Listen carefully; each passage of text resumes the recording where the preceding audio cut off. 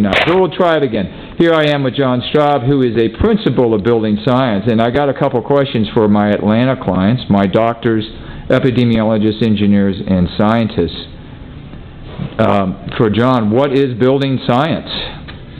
Well, building science is the study of how buildings perform, but on a scientific level. So there's real physics behind it, but there's a bit of meteorology, a little bit of building performance and technology, etc.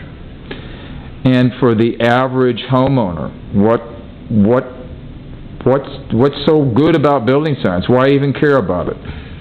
Well, our buildings are changing and our needs are changing, and so we can't rely as much on tradition anymore to make decisions about what buildings we build and how we renovate them and modify them. So we need scientific understanding to make leaps into the future of new and better technology. So you need science is the underpinnings to be able to make those choices. And as for health, how does building science affect the health of the occupants of a home or building?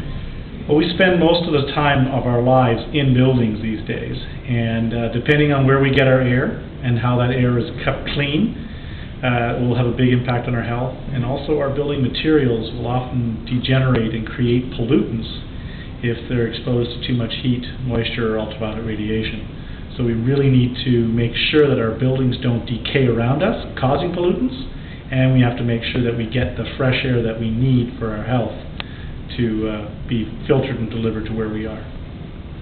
And a final comment, please, about residential building stock. How bad is it?